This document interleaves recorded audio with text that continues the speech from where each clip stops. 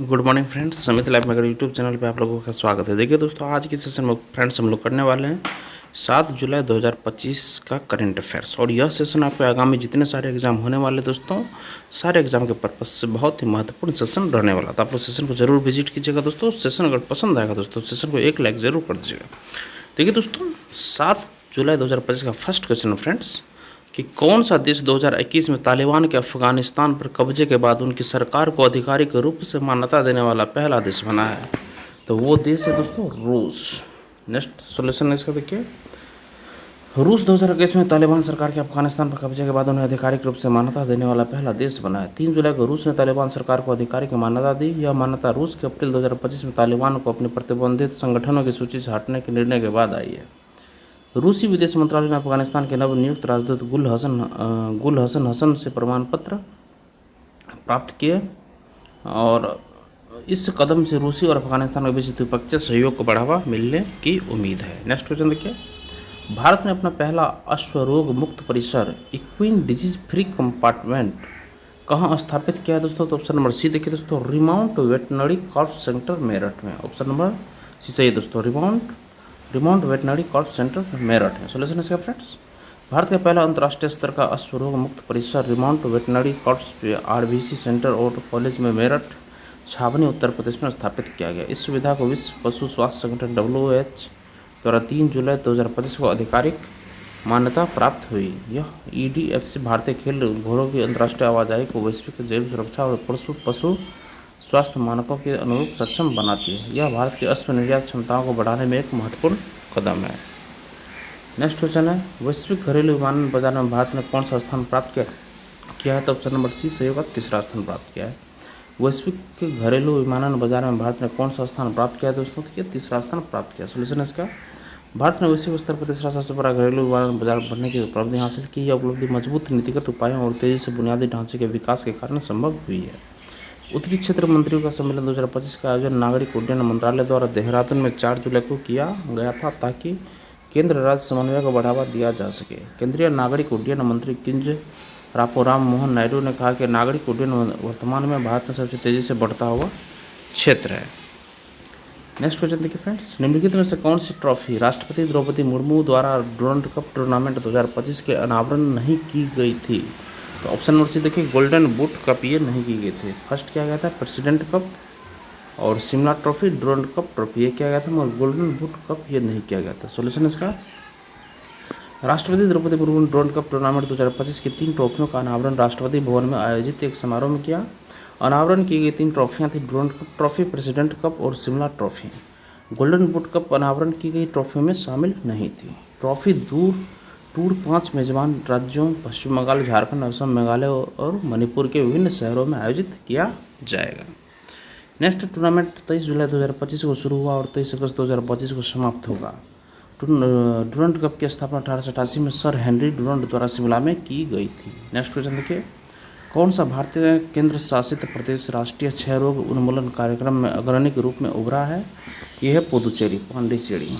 Solution इसका देखिए, पुदुचेरी राष्ट्रीय क्षय रोग उन्मूलन कार्यक्रम अग्रणी के रूप में उभरा है और पुदुचेरी में 2015 से क्षय रोग परीक्षण में 136% की वृद्धि हुई है। पिछले दशक में पुदुचेरी में क्षय रोग की घटनाओं में 59% की कमी आई। पुदुचेरी टीबी सेल के अधिकारियों के अनुसार इस वर्ष केंद्र शासित प्रदेश 40 गांवों को क्षय रोग मुक्त घोषित कर सकता है। पिछले वर्ष पुदुचेरी में 8 गांवों को क्षय रोग मुक्त घोषित किया गया था। पुदुचेरी में लगभग 100% संभावित क्षय रोग मरीजों का परीक्षण उन्नत आणविक निदान जैसे CBNWT और ट्रूनेट का उपयोग करके किया जाता है, जिससे निदान की सटीकता और गति में सुधार होता है। राष्ट्रीय क्षय रोग उन्मूलन कार्यक्रम NTEP को पहले संशोधित राष्ट्रीय क्षय रोग नियंत्रण कार्यक्रम RNTCP के नाम से जाना जाता था। RNTCP का नाम 2020 में NTEP रखा गया था ताकि भारत सरकार के 2025 का क्षय रोग उन्मूलन के लक्ष्य पर जोर दिया जा सके। नेक्स्ट क्वेश्चन है, एयर मुख्यालय नई दिल्ली में प्रशासन प्रभारी एयर ऑफिसर AOA के रूप में किसे नियुक्त किया गया है? याद रखिए दोस्तों, B शिव कुमार को नियुक्त किया गया। सोल्यूशन है इसका दोस्तों, air marshal S Shiv Kumar VSM ने आधिकारिक रूप से एयर मुख्यालय नई दिल्ली में प्रशासन प्रभारी एयर ऑफिसर AOA के रूप में कार्यभार संभाला है। उन्हें भारतीय वायुसेना के प्रशाखा प्रभारी में जून 1990 में कमीशन किया गया था। उन्होंने पांडिचेरी विश्वविद्यालय के मानव संसाधन प्रबंधन में MBA और उस्मानिया विश्वविद्यालय की रक्षा और सामरिक अध्ययन में MPhil किया है। 35 वर्षों के करियर में उन्होंने कई प्रमुख कमांड और स्टाफ भूमिकाओं में कार्य किया है। अपने वर्तमान पद से पहले उन्होंने एयर मुख्यालय में महानिदेशक प्रशासन के रूप में सेवा की। उन्हें उनकी विशिष्ट सेवा के लिए विशिष्ट सेवा पदक से सम्मानित किया गया है। नेक्स्ट क्वेश्चन देखिए, भारत के पहले राष्ट्रीय स्तर के सहकारी विश्वविद्यालय का नाम क्या है जिसकी आधारशिला आनंद गुजरात में रखी गई है? तो ऑप्शन नंबर बी सही होगा, त्रिभुवन सहकारी विश्वविद्यालय। त्रिभुवन सहकारी विश्वविद्यालय ऑप्शन नंबर बी सही होगा। सोल्यूशन इसका फ्रेंड्स, त्रिभुवन 5 जुलाई को भारत के पहले राष्ट्रीय स्तर के सहकारी विश्वविद्यालय त्रिभुवन सहकारी विश्वविद्यालय TSU की आधारशिला आनंद गुजरात में रखी गई। केंद्रीय गृह मंत्री और सहकारिता मंत्री श्री अमित शाह ने इस अवसर पर भूमि पूजन किया और यह पहल देश में सहकारी शिक्षा, नवाचार और रोजगार को मजबूत करने के लिए एक ऐतिहासिक कदम है। विश्वविद्यालय राष्ट्रीय शिक्षा नीति 2020 के अनुसार 2020 के आधार पर बहुविषयक कार्यक्रम प्रदान करेगा और इसका उद्देश्य अगले 4 वर्षों में भारत के 200 से अधिक मौजूदा सहकारी संस्थानों को जोड़ना है। लगभग 40 लाख सहकारी कर्मियों और 80 लाख बोर्ड सदस्यों के कौशल विकास और क्षमता निर्माण की ज़रूरतों को पूरा करने के लिए विश्वविद्यालय अगले 5 वर्षों में प्राथमिक कृषि ऋण समितियों, डेयरी, मत्स्य पालन आदि जैसी सहकारी समितियों से 20 लाख कर्मियों को प्रशिक्षित करेगा। देश भर में सहकारी शिक्षा और प्रशिक्षण को मानकीकृत करने के लिए एक राष्ट्रीय नेटवर्क विकसित किया जाएगा। नेक्स्ट क्वेश्चन है, भारतीय लोक प्रशासन संस्थान में हाल ही में उद्घाटित उन्नत डिजिटल स्टूडियो का नाम क्या है? तो ऑप्शन नंबर ए देखिए, सृष्टि नाम से सृष्टि।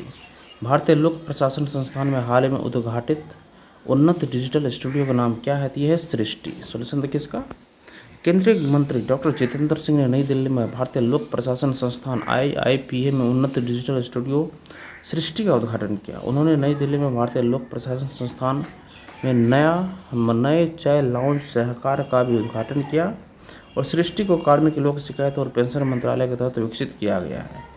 इसका उद्देश्य सरकारी अधिकारियों और शोधकर्ताओं के लिए डिजिटल लर्निंग, प्रशिक्षण और सामग्री निर्माण को बढ़ावा देना है।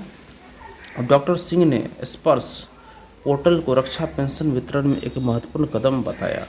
उन्होंने कहा कि यह पूर्व सैनिकों के लिए तेज, अधिक पारदर्शी और कुशल शिकायत निवारण सुनिश्चित करता है और APPPA कार्यक्रम 1975 से चल रहा है। यह कोविड-19 महामारी के दौरान भी बिना रुके जारी रहा।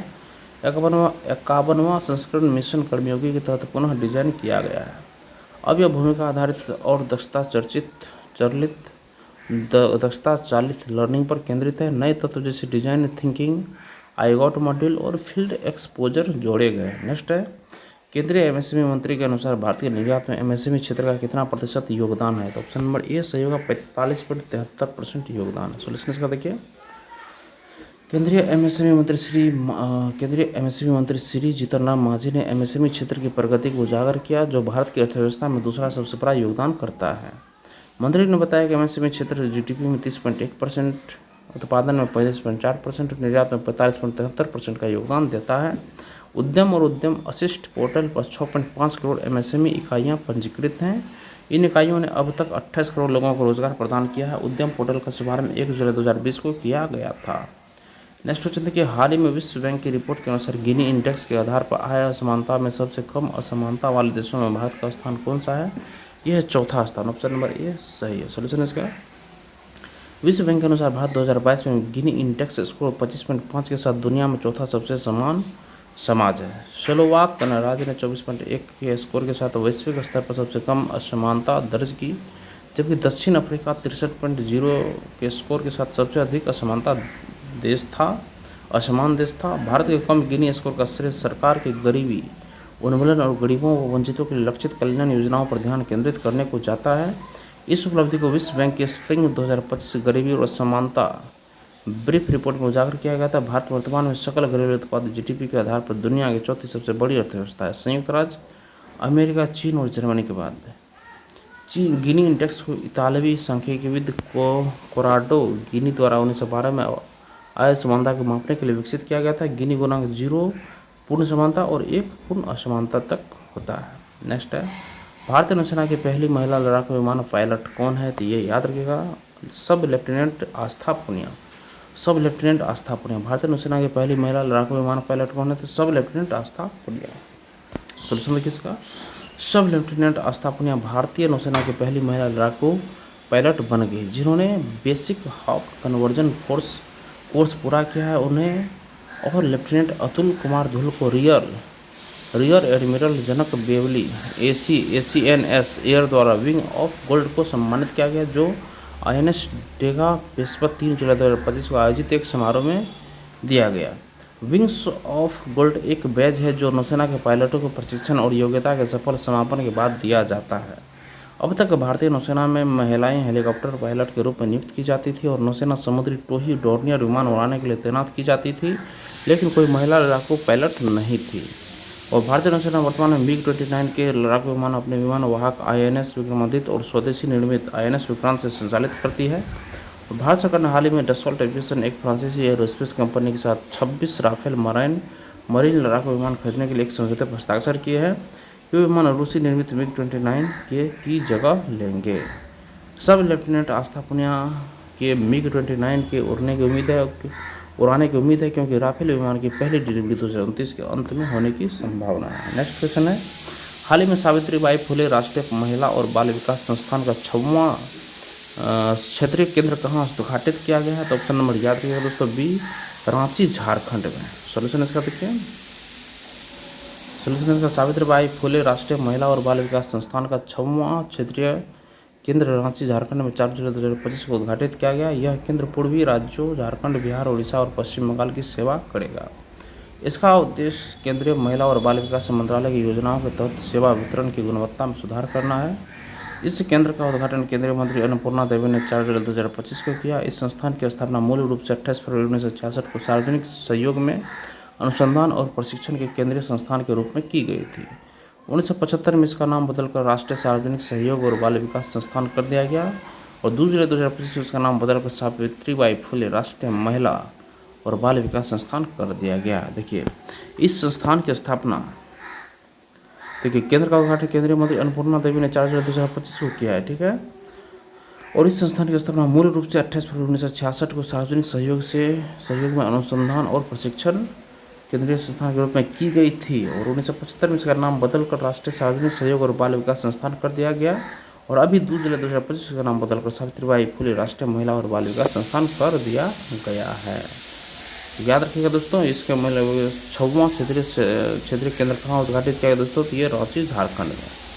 और देखिए दोस्तों, इसी के साथ हमारा सेशन आज यहीं पे खत्म होता है। फ्रेंड्स, सेशन अगर आप लोगों को पसंद आए दोस्तों, सेशन को एक लाइक जरूर कर दीजिएगा और किसी एक व्हाट्सएप ग्रुप इस वीडियो को जरूर शेयर कर दीजिएगा। चैनल को सब्सक्राइब कर लीजिए दोस्तों और लेटेस्ट इन्फॉर्मेशन या नोटिफिकेशन पाने के लिए बेल आइकन के बटन को दोस्तों आप लोग जरूर दबा लीजिएगा। देखिए दोस्तों, एक बार फिर से हम क्वेश्चन को करते। देखिए, कौन सा देश 2021 में तालिबान के अफगानिस्तान पर कब्जे के बाद उनकी सरकार को आधिकारिक रूप से मान्यता देने वाला पहला देश बनाया दोस्तों? तो यह है रूस। नेक्स्ट क्वेश्चन देखिए, नेक्स्ट भारत ने अपना पहला अश्वरोग मुक्त परिसर कहाँ स्थापित किया है दोस्तों? तो ये क्या है? Remount veterinary corps centre Meerut में। थर्ड क्वेश्चन था, वैश्विक घरेलू विमान बाजार में भारत ने कौन सा स्थान प्राप्त किया दोस्तों? तो ये प्राप्त किया दोस्तों, तीसरा स्थान प्राप्त किया है दोस्तों। और नेक्स्ट क्वेश्चन, निम्नलिखित में से कौन सी ट्रॉफी राष्ट्रपति द्रौपदी मुर्मू द्वारा डुरंड कप टूर्नामेंट 2025 के लिए अनावरण नहीं की गई थी? ये दोस्तों गोल्डन बूट कप नहीं किया गया था, प्रेसिडेंट कप किया था, शिमला ट्रॉफी और डुरंड कप ट्रॉफी ये सब किया गया था। नेक्स्ट, कौन सा भारतीय केंद्र शासित प्रदेश राष्ट्रीय क्षय रोग उन्मूलन कार्यक्रम अग्रणी के रूप में उभरा है? तो ये पुदुचेरी उभरा है। ऑप्शन नंबर ए सही है। नेक्स्ट है, एयर मुख्यालय नई दिल्ली में प्रशासन प्रभारी एयर ऑफिसर AOA के रूप में किसे नियुक्त किया गया दोस्तों? तो ऑप्शन नंबर बी याद रखिएगा, बी शिव कुमार को नियुक्त किया गया है। नेक्स्ट है, भारत के पहले राष्ट्रीय स्तर के सहकारी विश्वविद्यालय का नाम क्या है जिनकी आधारशिला आनंद गुजरात में रखी गई है? तो इसका नाम है दोस्तों त्रिभुवन सहकारी विश्वविद्यालय। नेक्स्ट है, भारतीय लोक प्रशासन संस्थान में हाल ही में उद्घाटित उन्नत डिजिटल स्टूडियो का नाम क्या है दोस्तों? तो ये सृष्टि है। भारतीय लोक प्रशासन संस्थान में हाल ही में उद्घाटित उन्नत डिजिटल स्टूडियो का नाम क्या है? तो ये सृष्टि है। केंद्रीय MSME मंत्री के अनुसार भारत की निर्यात में MSME क्षेत्र का कितना प्रतिशत योगदान है दोस्तों? तो याद रखिएगा 45.73% योगदान है। नेक्स्ट, हाल ही में विश्व बैंक की रिपोर्ट के अनुसार गिनी इंडेक्स के आधार पर आय असमानता में सबसे कम असमानता वाले देशों में भारत का कौन सा स्थान है दोस्तों? ये चौथा स्थान है, ये भी आप लोग याद रखिएगा। नेक्स्ट क्वेश्चन है, भारतीय नौसेना की पहली महिला लड़ाकू विमान पायलट कौन है? तो ये है सब लेफ्टिनेंट आस्था पुनिया। नेक्स्ट और आखिरी क्वेश्चन, हाल ही में सावित्रीबाई फुले राष्ट्रीय महिला और बाल विकास संस्थान का 6वां क्षेत्रीय केंद्र कहाँ उद्घाटित किया गया है? ये रांची झारखंड में उद्घाटित किया गया। और इसी के साथ हमारा सेशन यहीं पर खत्म। धन्यवाद दोस्तों, आपका दिन शुभ हो।